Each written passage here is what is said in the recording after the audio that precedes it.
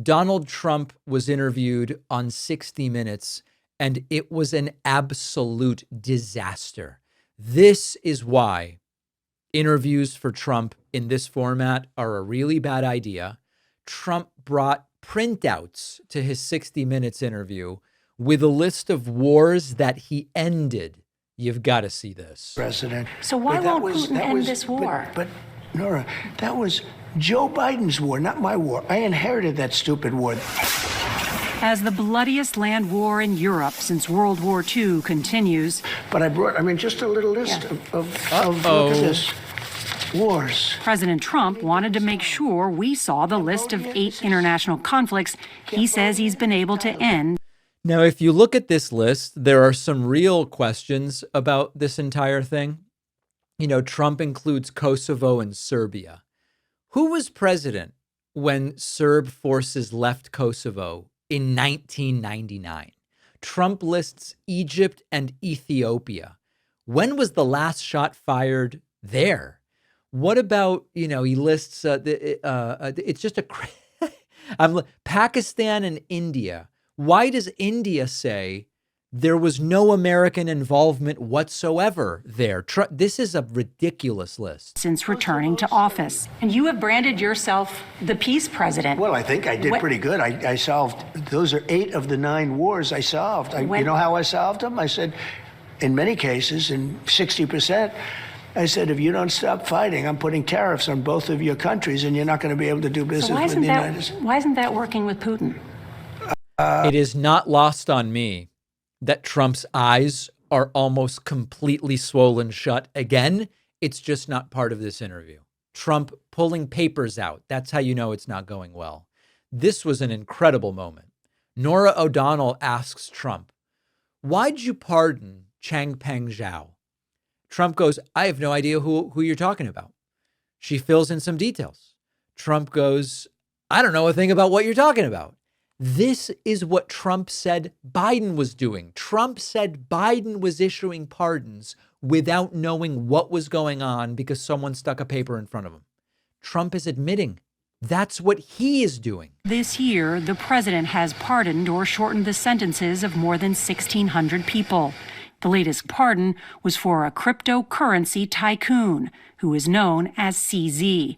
The company CZ founded, Binance, helped boost the profile of the Trump family's crypto firm, World Liberty Financial. He pled guilty in 2023 to violating anti-money laundering laws. Right. The government at the time said that CZ had caused significant harm to U.S. national security, essentially by allowing terrorist groups like Hamas to move millions of dollars around. Why did you pardon him? Okay, are you ready? I don't know who he is. I know he got a 4-month sentence or something like that, and I heard it was a Biden witch hunt. In 2025, his crypto exchange Binance helped facilitate a $2 billion purchase of World Liberty Financial's stablecoin. And then you pardoned CZ. How do you address the appearance of pay for play? Well, here's the thing. I know nothing about it because I'm too busy doing the other. But you gotta... Oh, my God. We were told that Biden's pardons must be reversed, either because of the auto pen or because Biden didn't really know what he was doing. Someone just told him to do it. And Trump is going, don't know who he is, don't know a thing about it. Someone told me it was a Biden thing, and so I signed the pardon. Trump is admitting he's signing pardons for situations he doesn't know anything about, for people he has never heard of. Shouldn't they all be invalid by Trump's own logic about Biden? This is a disastrous interview. Trump was asked about the whole third term thing. Now, he's already said it's clear I can't do it. Here is how Donald Trump answered the question this time. There's been a lot of talk about 2028 and who will be at the top of the Republican ticket. Can you set the record straight? You're not going to try and run for a third term? Well, I don't even think about it. I will tell you, a lot of people want me to run, But the difference between us and the Democrats is we really do have a strong bench. I don't want to use names because it's, inappropriate, but it's too early. But people do like when you start talking about whether you like J.D. Vance or Secretary Rubio. I do like J.D. Vance. I like Marco Rubio. I like so many people. We have an unbelievable bench. Mr. President, can I also ask you, we're now at the end of your first year of this second term. What do you hope to accomplish in the next 3 years? Well, I hope I can have the same year that we had. Look, we have been acknowledged to have the greatest 9 months. It's 9 months. Yeah. Nobody is acknowledging that. So listen, I don't think he's going to try to run. He already said the other day, it's pretty clear I can't do it. I will also acknowledge a lot of dictators started with everybody wants me to stay in power, therefore, but I don't think Trump is actually going to try to run. Trump was asked about Zoran Mamdani, who, by the way, will join us in a moment. And he said, I'm better looking than Zoran. Okay. With state and local elections coming up Tuesday, we asked the president about the highly anticipated mayoral race that includes former New York Governor Andrew Cuomo and Zoran Mamdani.